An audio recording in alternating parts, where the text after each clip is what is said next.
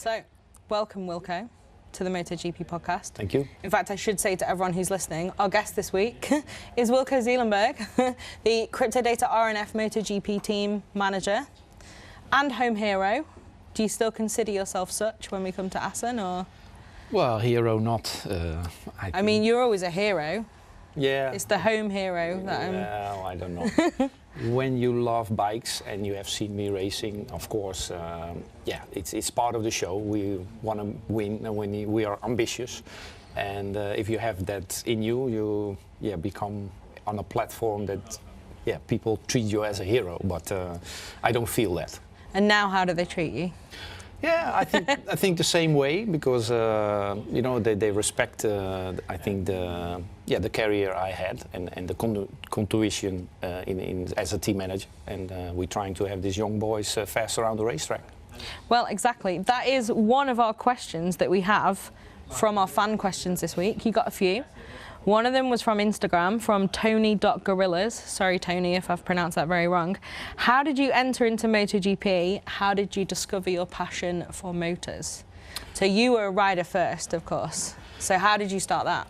I started very, very young. So I was 4 years old. My brother was already doing motocross, and my dad made a little small bike for me. Like 50 years ago, 52 years ago. 52 years ago? Yes. And I started riding those bikes, and I loved from the first moment onwards how to control the bike, especially on balance, and having the passion of acceleration and stopping, and that's just step by step how it grew. Your passion then from riding the bike, you still have a lot of passion obviously for the sport, being here. Is it different when you've obviously had that career, plenty of success as a rider, now you're in the paddock but not racing? How do you make that change, first of all, and realise, like, okay, it's someone else going out on the bike now? And yeah, but, it's a fact that you get older, and when you're young, you are very ambitious and you want to challenge yourself and show the whole world that you're able and capable to race bikes and to win races and to lose races. But still, you are a sportsman. But as soon as you stop, you realize yourself, I had enough. I show the whole world that I'm capable to ride bikes. But then, it's the next step to teach those boys how to ride those big bikes, and that's also a big challenge. Well, it is a big challenge, but it's another one where you've had quite a lot of success. Can you let anyone who doesn't know, can you give us a quick rundown of your team managing career or your career off the bike? Because you've got some big highlights there. Yes, well, we started off when I stopped myself in my career. I was a technical coordinator for Yamaha Motor Europe for 7 years. I learned a lot because I was racing myself for 30 years. And then I needed to learn how to work with the computer, the laptop, whatever, Excel, Word, PowerPoint, everything. And after that, I get proposed this team manager role for the super sports by Yamaha Motor Europe, and we become world champion with Carl in 2009. So I did 2-3 years world super sport, and then I was offered 2010 as a team manager in the factory team with Jorge. Jorge Lorenzo became world champion in the first year I was his team manager, so I'm very proud I was going to about say, are you claiming that as your own success there? No, no, not at all, because Jorge was very fast. In a great way. In a great way. Of course, you were part of his career, and we win 3 titles with each other. But of course, it was a team game, So for Jorge, it was not how to get him faster, but more how you're able to get the most points in the season. Because some tracks he was completely lost, but also many tracks he was the fastest already around and need to stay in the saddle. So this is also a trick what you need to learn those boys when they're fast. There's always a weak point in the talent, and you need to work on that. Well, yeah, I mean, it is crazy, isn't it, how, especially someone like Lorenzo, when we look to that little era of Lorenzo versus Marquez as well, each one had their real strong points, and each one had those where you knew maybe the other could beat them. But from a team managing point of view, though, with a huge character like Jorge Lorenzo, so much pressure, always fighting for the title at a very, what's the word? Not a controversial time, but a time when there was so many storylines, battles, that rivalry. How was that inside the box from your point of view? Yeah, it was fantastic. If you look back, of course, the fights with Wylde and you know, they're real competitors, and they tried everything in the mental side as well to beat each other. You know, to make each other, wonkel. How do you say, unstable? You know, so to have their point and to win that weekend. And but they also had a lot of respect for each other, and because even on track, the fights were hard, but they always gave space to, you know, to be able to make the corner. Do you think Jorge would agree with that? Always? Yes, yeah, he did. Because I love that kind of era when everyone had their really set opinion, where there's like Jorge, like, this is not how you race. Casey Stoner very vocally, this is not how you race, and then Valentina, like, I'll race how I like. Yeah. But clearly Wylde at a certain point struggled with the speed he had compared to those young boys, but his strong point was to block them and to pass them, because he's the best pass overtaking rider in the world, and then to slow the other one down is also a talent, you know, and you need to respect that, because finally it's a race, and only the winner is the one who finished There's a first. reason we don't do time trials as well, right? It's about racing each other on the track. Yes, exactly. So what are the things then now? We'll talk more about Yamaha, more recent successors, the switch to Aprilia, Raul, Miguel, all of that. But what are the biggest things you think you learnt then that you're using now every day in this season, where we've got the sprint, we've got so much new, everything is so close, we've got record-breaking finishes, all of them in the last couple of years? Yeah, it is quite sensitive the last 7-8 races, because we had so many crashes. You guys especially. And injuries. Yeah, but not only us. You know, if you only see Mark, last weekend was 5 crashes. And we had 18 crashes until now with Raul and Miguel. That's much more than we had in the beginning. Even with Darren last year, we crashed a lot. But we had 18 already with 2 riders that normally don't crash so much. And it's I use my experience to explain, and I try to explain that the way we made the change in the platform with the sprint race, and especially with the Friday, you know, that they don't have the chance anymore to relax. Friday morning, practice 1, practice 2, they need to slow it down to go faster, because the bikes at the moment are not ready on the Saturday to race and on the Sunday to race, because there's no time to make them ready. The riders not, and the bikes not. And that's my point of view at the moment. Hot take there from Wilco. Okay.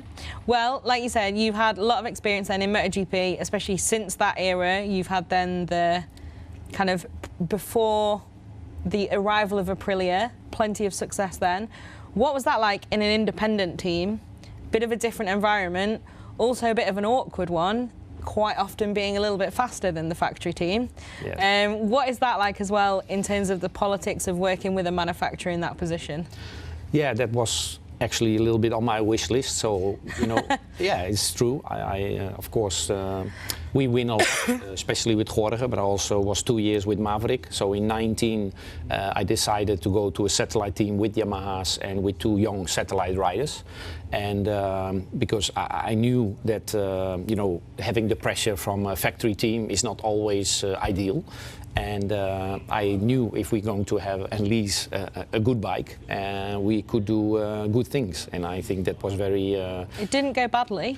No, exactly. So we surprised basically the world. And yeah, it's nice to see that more satellite teams are winning at the moment. And yeah, I would love to come back to that as well, win again ourselves as well. Well, yeah, this is what I was going to say. Obviously, this is like a new era now with Aprilia, the RNF team have changed bike.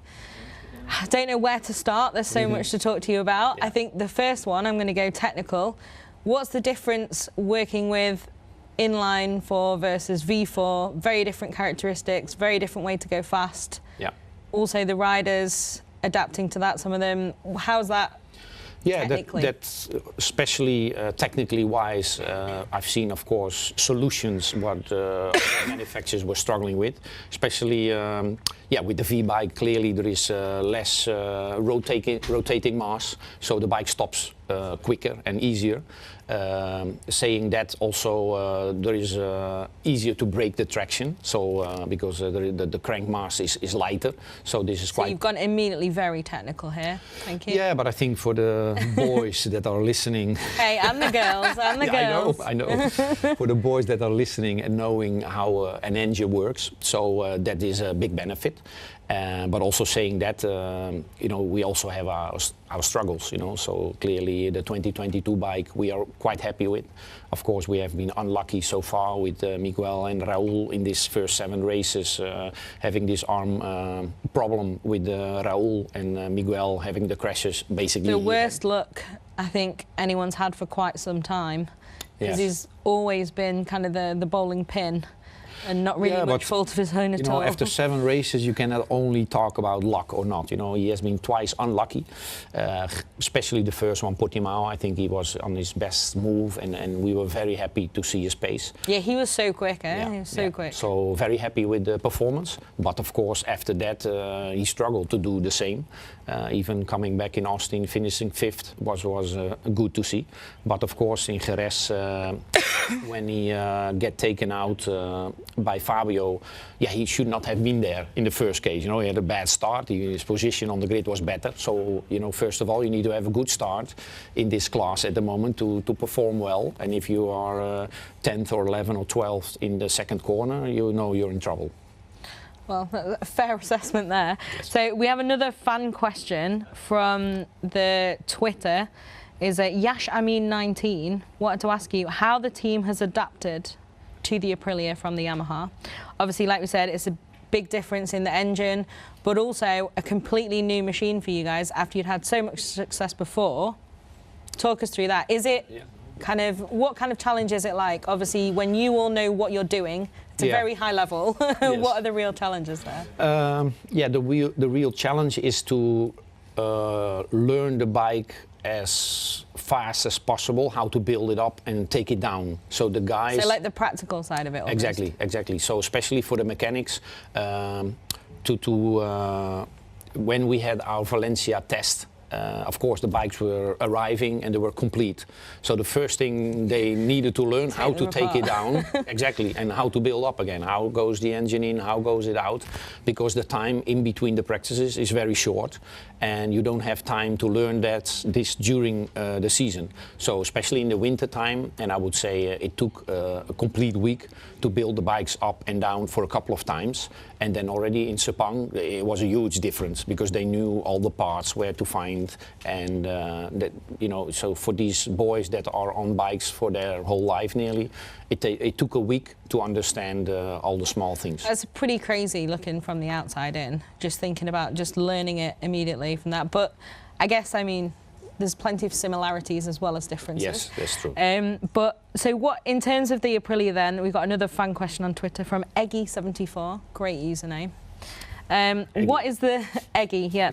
What is the biggest strong point of the Aprilia? There's a few. I think the stability. The stability? Yes, the stability and the braking performance is the only one that is leaking. So the stability is a good point, but the stopping performance, I think the only one who has that under control at the moment in the best way is Ducati. And we need to improve that area. But for me, the stability, change direction, how the bike is planted, and is very important. So what do you make of, obviously, Aprilia? We've seen KTM join the Premier Class later as well. Aprilia, they were not struggling, but obviously the project needed some time to get to where it is now. It's pretty incredible what they've achieved now. They've won a race, they've podiums consistently at the front.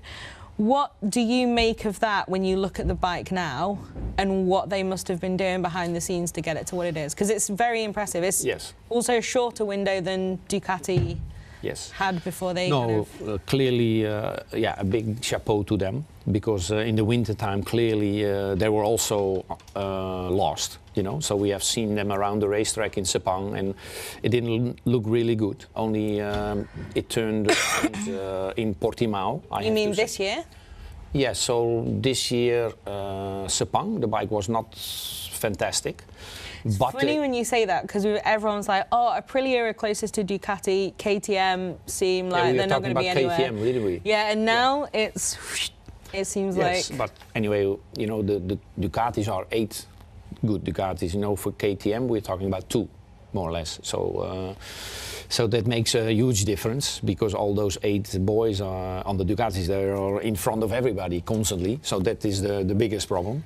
And Jack and Brett are also doing a fantastic job. Of course, they also have the experience, but also clearly they made a big step at a certain point. And it's also nice to see that if you fix small problems in areas where it need to be fixed, you suddenly are competitive. Yeah.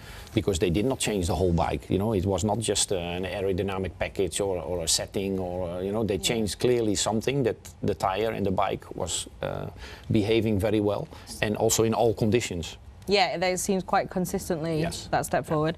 But sorry, I didn't mean to derail what you were saying. In Sepang, bit lost. Portimao was fixed. Yeah. Please. Take it away.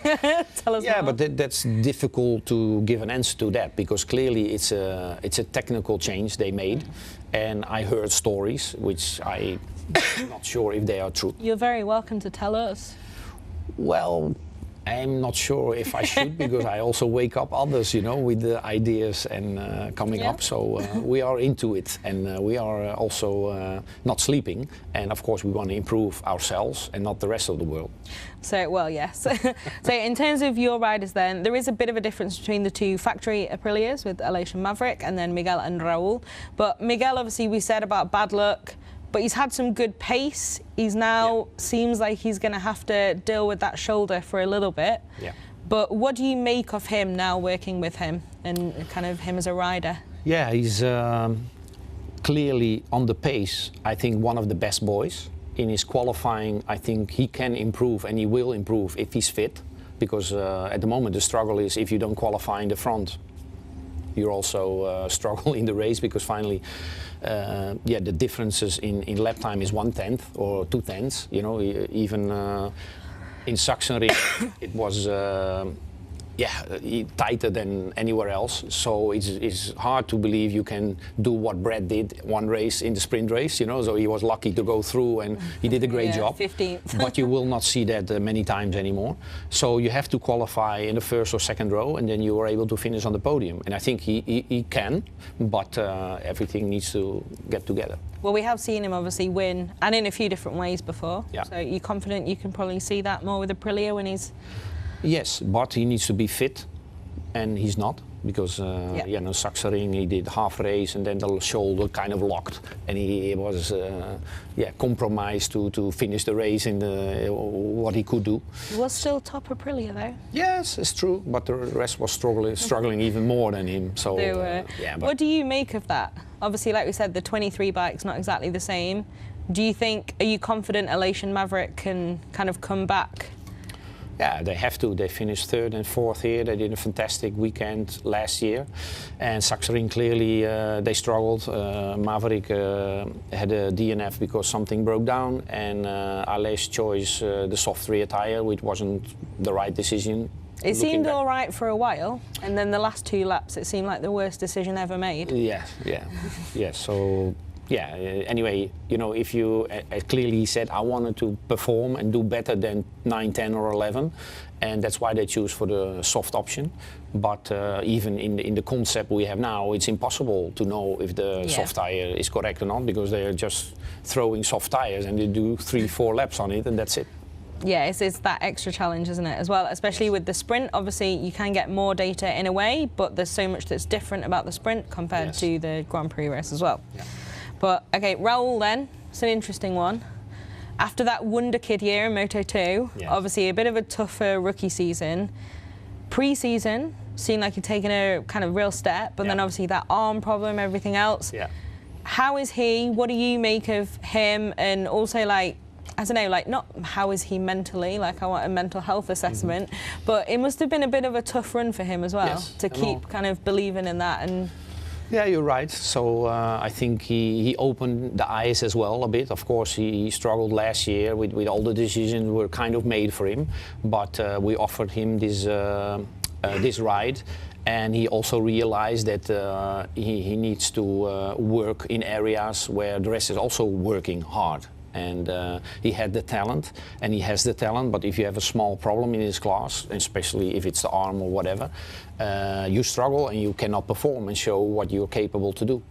And I think, yeah, you get this at the moment with this category, you know, Moto3 and Moto2 are nice, and if you're very strong there, you can beat all the others. It doesn't mean in MotoGP you will be the king, you know. So this is obvious. This class is very special, MotoGP, and you need to push all the time and learn every race weekend to know what is going on with your bike to be better in the next race. Because you see with Bezzecchi and Pecco, they also took 2-3 years to be where they are now. And it takes a bit of time, and it's not easy to get that time. And but slowly and step by step. Sometimes to make a step back, go slower, you will go faster. And I think this is. In what way? Explain that for us. No, especially these bikes are so strong, and this bike has so much stopping performance. If you override the bikes, they kick you. You know, so you need to go fast, but don't override them. And these young boys have been learning on those smaller bikes to override them because they go faster and they don't get kickbacks. But with these MotoGP bikes, there is so much force. Respect it. Yes, and then you get a slap around the ears for many times. And if you hit the head a couple of times too much, that's also not good for the confidence, and you go only slower instead of faster. Yeah, that's a good point. Just that confidence in general, I think, can make a big difference, can't it? Yes, correct. So we've got another fun, controversial question for you from, not sure about this, Ufia Ifim, could be a name or it could be letters, on Instagram. What is your opinion about MotoGP dominated by Ducati? I want to add in that Davide Tardozzi last year on the podcast told us, well, it's not our fault, we'll rent them to whoever wants them. What do you make of that? Oh, he's right. I think we should not forget that they get also this opportunity, because also Dorna realized that with only Honda and Yamaha with 2 riders with this category what we had in 13, 14 and 15, it also did not work out. So now the class is very competitive, but of course at that point when Honda and Yamaha was the main challengers, we reduced many things, you know. So we went from 20 liters to 22 liters. We went to unified electronics. We all did that to help them coming on board, because otherwise they would have still struggled. So we should not forget that. But anyway, they took all these benefits into their comfort zone, and they make very tactical, good decisions. It is, and obviously with Aprilia, what do you? Yeah, who do you think can find that extra bit to get amongst those Ducatis, other than Jack last weekend in that red party, the Lone Ranger in orange? Do you think Aprilia can find that step that they seem to have in pre-season? They seem very, very close. Yeah, of course, I hope we can, because last year... I'm asking more because it's also like the 2 established V4s with none of the KTM, however many 2 degrees of angle is different. No. But yeah. No, so, you know, I think race by race it will be a little bit different, but of course it worries me that in Sachsenring, which is a track what normally Ducati doesn't really like, it's the first 9 are Ducatis, or actually only Jack was of course in the middle. But saying that, if there is a strange weekend, also they need the time to set up the bikes. You also clearly see that on a Friday morning not always is really lined up. And if the weather circumstances here in Holland are not always very stable, don't know what you mean. You can end up in having a wet race, and Miguel is very good in the wet. He is indeed, yes. I'm sure he seems to get a little bit angry when we say that. It's like, no, it doesn't mean you're better in the wet than the dry. It's just an extra feather for your cap. Yes, exactly. But yeah. Okay, well, Wilco, we'll leave you there and let you get on with your wonderful, glamorous Media Thursday. Ooh. Thank you very much for joining us. And yeah, always a pleasure. Hope everyone enjoyed getting a little more Aprilia insight there. Didn't push you too hard, hopefully. A little bit, but it's okay. Thanks very much, and see you again soon. Welcome. And thanks everyone for listening or watching.